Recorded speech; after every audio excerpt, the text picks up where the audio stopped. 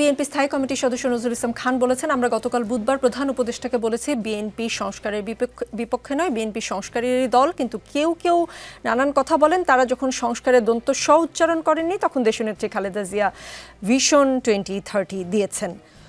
90-এর স্বৈরাচার পতনের আগে 3 জোটের রূপরেখা প্রণয়ন করেছিল বিএনপি নেতৃত্বাধীন জোট সহ আরও 2টি জোট। সেই রূপরেখার কি হয়েছে আমরা সকলেই জানি। বিএনপি তারপরই ক্ষমতায় এসেছিল, সেই রূপরেখা কেউ চোখে দেখেনি, আসলে বাস্তবায়ন হতে চোখে দেখেনি।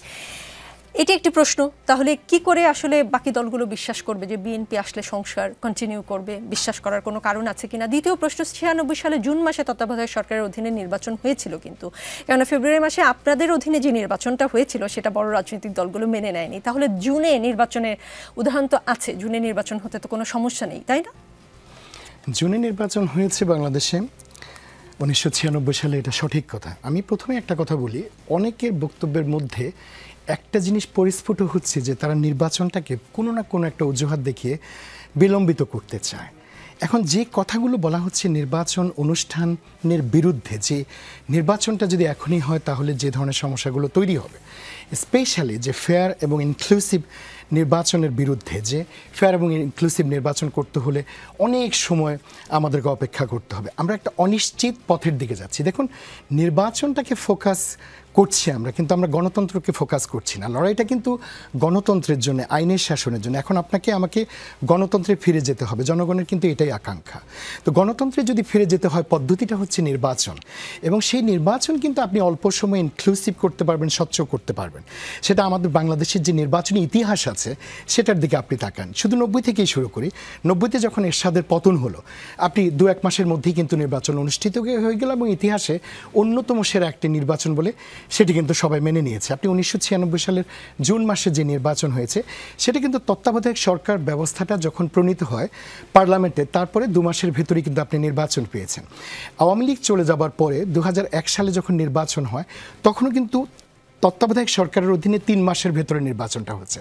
সুতরাং একটা গভর্নমেন্ট কিংবা রেজিম যখন চলে যায়, তার 3 মাসের মধ্যে যদি নির্বাচন করা সম্ভব হয়, সুষ্ঠু, অবাধ ও নিরপেক্ষ, তাহলে এখন কেন সেটা অনন্তকাল ধরে অপেক্ষা করতে হবে?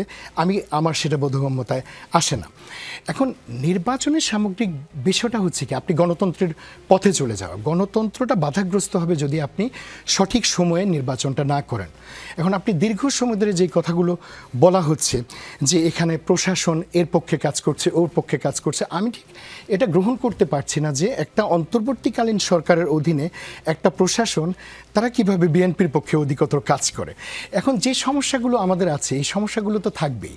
আপনি মানুষ খুন হবে, এটা অবশ্যই আমরা চাই না। কোথাও চাঁদাবাজি হবে, অবশ্যই আমরা চাই না। আমাদের দলের পক্ষ থেকে অবস্থান খুবই ক্লিয়ার যে কোনো যদি অন্যায় হয় আমরা ডিনায়াল পদ্ধতিতে যাব না। আমাদের ভারপ্রাপ্ত চেয়ারম্যান সেটা পরিষ্কার করেছেন তার কথা এবং কাজের মাধ্যমে। আমরা ডিনায়ালে যেতে চাচ্ছি না। আপনি অপরাধ করেছেন, দলীয়ভাবে শাস্তি পেতে হবে। এমনকি আমরা এটাও দেখিয়েছি আইনের মাধ্যমে শাস্তি পাওয়ার জন্য আমরা কতটুকু পদক্ষেপ গ্রহণ করেছি। সুতরাং আজকে যদি চাঁদাবাজি হয়, দখলদারিত্ব হয়, প্রশাসনের দায়িত্ব সেগুলো বন্ধ করা। নির্বাচনকে বন্ধ করবার তো কোনো কারণ সেখানটাতে আমি দেখতে পাচ্ছি না। এখন অনেকের বক্তব্যের মধ্যে আমরা প্রায় সময় অসামঞ্জস্য লক্ষ্য করছি। আজকে বলা হচ্ছে যে এই সময়ের মধ্যে নির্বাচন চাই, কালকে আবার দেখা যাচ্ছে যে রোজা, ঈদ, এগুলো কোনো বিষয় হয়ে দাঁড়াচ্ছে না। যে ধরনের শর্তগুলো নির্বাচনের জন্য বলা হচ্ছে এগুলো কিন্তু অস্পষ্ট এবং এগুলো কিন্তু অনিশ্চিত পথের দিকে ধাবিত হয়ে যাওয়ার মতো বিষয়।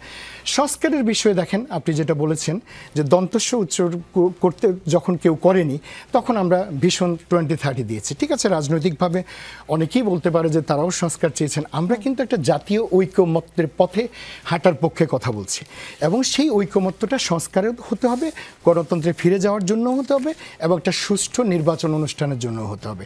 এই জায়গাটাতে আমরা যদি সারাক্ষণ ঐকমত্যটাকে নষ্ট করি তাহলে কিন্তু সেটা একসময় আমাদের সকলের জন্যই বুমেরাং হয়ে ফিরে আসবে। আমি মনে করি যে জাতীয় ঐকমত্য প্রয়োজন। নির্বাচনটা দ্রুত যেন হয়। সংস্কার আমরা দফা দিয়েছি, সরকার বলছে, অন্যান্য রাজনৈতিক দলগুলো বলছে। আপনি একটা জিনিস খেয়াল করবেন, সংস্কারের যে দফাগুলো সংস্কারের যে ইস্যুগুলো কোথাও কিন্তু খুব বড় ধরনের ব্যবধান নেই, যদিও সিপাত বলেছে যে আমাদের মধ্যে একটা মৌলিক পার্থক্য আছে, থাকতেই পারে, কিন্তু আলোচনা, সংলাপ এবং আমরা যদি বারবার এই বিষয়গুলো চিন্তা করি কাছাকাছি থেকে, তাহলে কিন্তু নির্বাচন, গণতন্ত্র এই বিষয়টাকে আমরা প্রাধান্য দেব এবং সেই প্রাধান্যটা আপনাকে দিতে হবে। কারণ আপনি দেখবেন ইতিহাসে গণতন্ত্রে যখন ডিলে এলিমেন্ট ঢোকে তখনই কিন্তু গণতন্ত্র ক্ষতিগ্রস্ত হয়। আপনি দেখবেন যদি একটুখানি দেরি হচ্ছে, ব্যাড ফ্যাক্টরস কিন্তু এখানে এসে প্রভাব বিস্তার করছে। ডাক্তার, ষড়যন্ত্র হতে পারে, ব্যাড এক্সটার্নাল ইন্টারনাল ফ্যাক্টরসগুলো কিন্তু ষড়যন্ত্র করে, একটা অস্থিতিশীলতা তৈরি করবার চেষ্টা করে। এখন সেই জায়গাটা তো আপনি আমি সুযোগটা দিতে পারি না, যত দেরি হবে তত কিন্তু সেটা বাড়তে থাকবে এবং আগের রেজিমের যারা, তারাও কিন্তু এই ষড়যন্ত্রের মধ্যে কিন্তু উস্কানি দিচ্ছে, তারাও কিন্তু চাচ্ছে যে আমাদের মধ্যে ঐকমত্যটা না হোক। আজকে আমরা এখানে যারা আছি, আমরা তো সবাই লড়াই করেছি রেজিমের বিরুদ্ধে, আমরা নির্বাচনের জন্য লড়াই করেছি, গণতন্ত্রের জন্য লড়াই করেছি, আইনের শাসনের জন্য লড়াই করেছি। অবশ্যই নির্বাচন এবং গণতন্ত্রে ফিরে যাওয়া এটা প্রধান একটা বিষয়।